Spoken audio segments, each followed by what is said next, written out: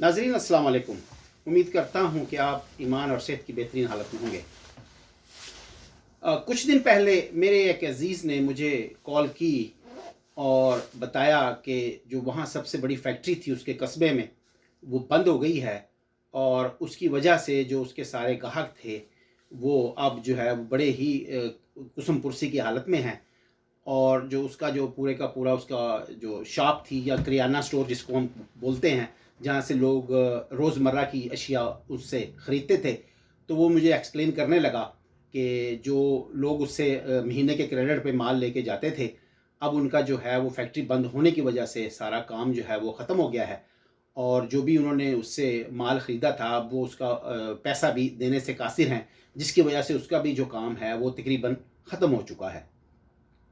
तो मैं ये बात सोचने लगा कि इसी स्टोरी से मिलती-जुलती स्टोरीज़ और कहानी से मिलती-जुलती कहानियाँ पाकिस्तान के तकरीबन हर कस्बे में और शहर में बहुत ज़्यादा तादाद में मौजूद हैं। पाकिस्तान में इस वक़्त क्या सूरत-ए-हाल है ग्राउंड के ऊपर, अवाम जो है उसको बड़ी शिद्दत से महसूस कर रहे हैं। जो इंडस्ट्री है वो तबाह हो चुकी है। उसमें जो बाहर से जो चीज़ें मंगवाई जाती थी इंडस्ट्री का पहिया चलाने के लिए या रॉ मटेरियल, वो उस तरह से नहीं आ रहा जिस तरह से पहले आया करता था। बैंक के पास डॉलर ही नहीं है देने के लिए और जो एनर्जी की कॉस्ट है उसने जो है वो सारा कुछ तबाह करके रख दिया है और एक्सपोर्ट भी जो है वो अब तकरीबन ठप हो चुकी है, अपने शायद लोएस्ट लेवल पे है पाकिस्तान में। तो जो मुआशी पहिया था वो तकरीबन जाम हो चुका है। जो रिटेल सेल्स थी वो वाइप आउट हो चुकी हैं और एक आम आदमी जो है वो इस वक़्त बहुत ज़्यादा फ्रस्ट्रेशन और एंग्ज़ायटी का शिकार है और उसकी जो ज़िंदगी है वो बहुत ज़्यादा अजीरन होके रह गई है। तो पाकिस्तान में जो इकॉनमी की सूरत हाल है, वो आप सब लोग जो भी जिनके जो वीलॉग देख रहे हैं, वो तो जो पाकिस्तान में देखेंगे, वो तो बखूबी समझते हैं कि मैं ये क्या बात कह रहा हूँ और जो अमेरिका में बैठे हैं, वो भी इससे ज़रूर आगाह होंगे कि मैं क्या बात कह रहा हूँ कि पाकिस्तान में इस वक़्त जो मुआशी बहरान है, वो शदीद से शदीद तर होता चला जा रहा है। और लोगों को इस वक़्त 2 वक़्त की रोटी के लिए जिस कशमकश से गुज़रना पड़ रहा है, पाकिस्तान की तारीख़ में पहले ऐसा कभी नहीं हुआ। अब इसकी वजह से जो हमारा सोशल फैब्रिक है, वो भी तबाह होके रह गया है। अब आप सोच सकते हैं कि जो शख्स सुबह से शाम तक अगर उसको बीमार है उसके फैमिली में कोई, तो उसको दवाई के लिए उसके पास पैसे नहीं हैं और उसके पास अगर 2 वक़्त की रोटी के लिए पैसे नहीं, तो दवाई के लिए उसके पास पैसे कहाँ से होंगे? अगर ऐसी सूरत हाल पाकिस्तान में जो इस वक़्त बना दी गई है, उसका जो आउटकम है, वो क्या होगा?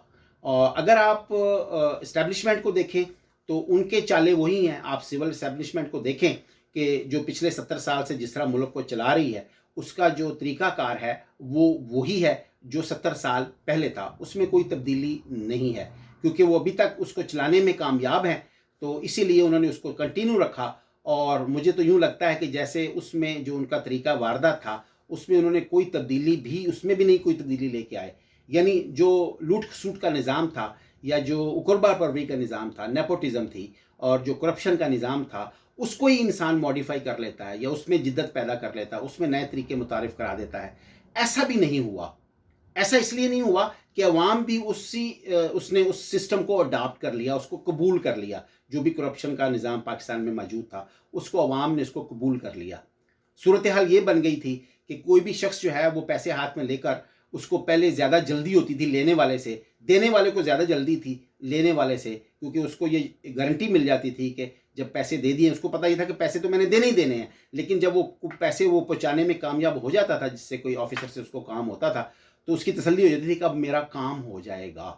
तो ये जो पैसे देने वाला रिश्वत, वो ज़्यादा जल्दी में होता था लेने वाले से। तो अब ये जो सिस्टम था पाकिस्तान में, अभी भी उसी तरह उसको ब्यूरोक्रेसी चला रही है। लेकिन अब उसका जो रिज़ल्ट है, जो उसका एंड गेम है, वो अब नज़र आने लगी है कि जो हमारी इंडस्ट्री थी, वो बैठ गई है पूरी तरह से। जो सोशल फैब्रिक था, वो तबाह होके रह गया है और जो इनके चाले हैं एस्टेब्लिशमेंट के, वो वही हैं जो आज से 70 साल पहले थे।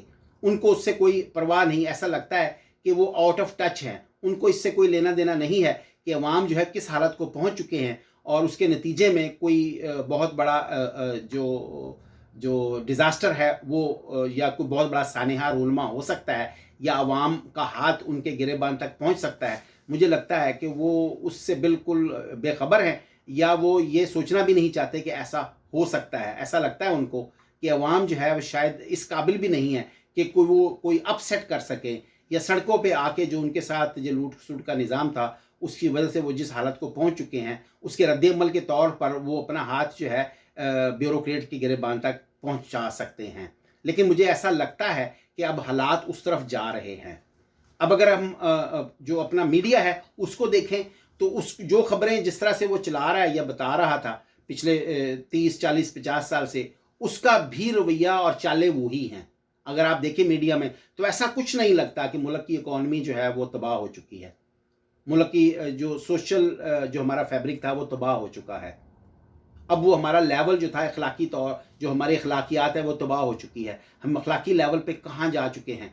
अब अगर हमारा अखलाकी लेवल, जो आखिरी दीवार जिसे मैं कहता हूँ कि जो सोशल फैब्रिक का सबसे आखिरी जो दीवार होती है वो अखलाकियात होती है, रख रखाव होता है, अगर वो भी गिर जाए तो उसके बाद कुछ ऐसी चीज़ गिरने वाली बचती नहीं है। अब पाकिस्तान जो है इस सूरत हाल से, जो पाकिस्तान के अवाम है वो इस सूरत हाल से दो चार हैं। ब्यूरोक्रेसी सिविल का वही चाले, इस्टेब्लिशमेंट जो मिलिट्री है उसके आप देखें तो वही चाले कि किसी भी प्राइम मिनिस्टर को जो है वो 5 साल पूरे नहीं करने दिए गए। एक भी एग्जाम्पल ऐसी नहीं है जिसे हम मिसाल ही के तौर पे पेश कर सकें कि जी एक वज़ीर आज़म था, उसने गलती से 5 साल पूरे कर लिए। ऐसा नहीं होने दिया गया। एक को निकाला गया, दूसरे को लाया गया, दूसरे को निकाला गया, फिर पहले को लाया गया। अब वही सिलसिलाकार इसी तरह से जो मिलिट्री इस्टेब्लिशमेंट है उसी तरह से उसके भी चाले, वही चीज़ें उसी तरह से जारी हैं जिस तरह से पहले थी। या तो फ्रंट पे आके कर लो सारा कुछ, तो यहाँ बैक पे पीछे कर लो। अब जो बैक पे पीछे रह के करते थे वो सिलसिलाकार उसी तरह से जारी है। टोटल उनका कंट्रोल है वहाँ पे, और उसी तरह से जो चीज़ें हैं वो पीछे बैठ कर चलाई जा रही हैं। लेकिन वो इतने इमेच्योर तरीके से, इतने भोंडे तरीके से चलाई जा रही हैं कि अब जो है वो पूरी तरह से उसने जो निज़ाम था, जिसने जो थोड़े बहुत कपड़े उसके तन पर मौजूद थे फटे पुराने, वो भी अब पूरी तरह से उतर चुके हैं। इन्होंने जिस तरह से नवाज शरीफ को वहाँ से इमरान खान का रास्ता रोकने के लिए जिस तरह से नवाज शरीफ को वहाँ से बुलाया, और दिनों में वो केस जो थे उनको उन्होंने ख़त्म कराया अदालतों से, तो उससे ये अदालतों का जो थोड़ा बहुत जो बाकी था एज ए कर्टसी, या आप कह लें कि थोड़ा सा जो उसके ऊपर एक मुलम्माकारी बाकी थी, वो भी अब ख़त्म होकर रह गई है। कि आपने पहले अरबों रुपए खर्च किए, एक मैकेनिज़्म बनाया और उसमें पूरे आपने ताकत इस्तेमाल की रियासती, और एक शख्स को आपने प्रूफ इकट्ठे किए कि ताकि उसको अदालत से सज़ा मिल सके। आपने अदालतों से उसको सज़ा दिलवाई। जब अदालतों ने सज़ा दे दी तो फिर बाजवा साहब को एक्सटेंशन चाहिए थी, उन्होंने एक्सटेंशन के बदले में उनको मुल्क से बाहर जाने दिया। अब जब उनको इमरान खान से कबूल नहीं है, इमरान खान की हुकूमत कबूल नहीं है या इमरान खान कबूल नहीं है, तो उसको रिप्लेस करने के लिए नवाज शरीफ को वहाँ से पूरी डील करके पाकिस्तान में बुला लिया गया।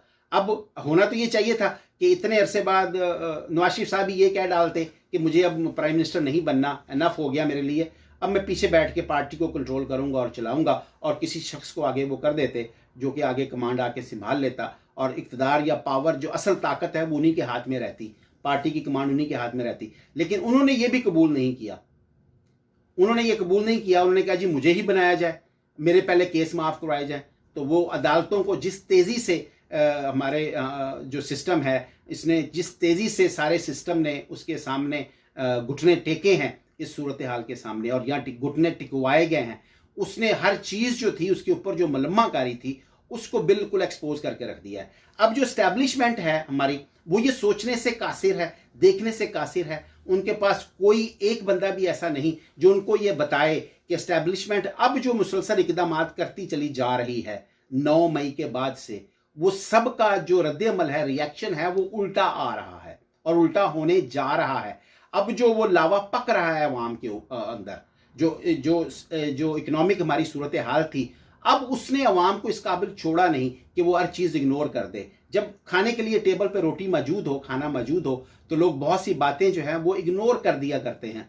लेकिन पाकिस्तान में अब ऐसी सूरत हाल नहीं है, टेबल पे रोटी मौजूद नहीं है। ये वो चीज़ है जो एस्टेब्लिशमेंट या उसको मशवरा देने वाले जो लोग हैं, जो उसको इस रविश पे चलाने वाले लोग हैं, वो ये देखने से इस बार कासिर रहे कि टेबल पे अब खाना या रोटी मौजूद नहीं है। जब रोटी मौजूद ना हो तो फिर हर चीज़ जो है वो ज़्यादा जो गलत हो रही हो वो बड़ी होकर नज़र आने लगती है। तो इस वक्त पाकिस्तान की अवाम जो है वो पूरी तरह से, जो इमरान खान ने एंटी इस्टेब्लिशमेंट स्टैंड खड़ा किया था या बयानिया गढ़ा था, अब आहिस्ता आहिस्ता अवाम जो है वो पूरी तरह से उसके साथ खड़ी हो चुकी है। जो उसको खाने को जो रोटी उसके टेबल से गायब हुई या उसके जो बर्तन से सालन और रोटी गायब हुई, उसकी वजह से जो उसकी जो डेली लाइफ थी वो इतनी ज़्यादा मुश्किल करके दे उसको एवरी डे 2 वक्त की रोटी के लिए या दवाई के लिए जो जिस जिल्लत का सामना है, अब वो उस जिल्लत का जो सामना उसका रिजल्ट निकलने की तरफ जा रहा है। अवाम एस्टैब्लिशमेंट के खिलाफ हो चुके हैं इस वक्त।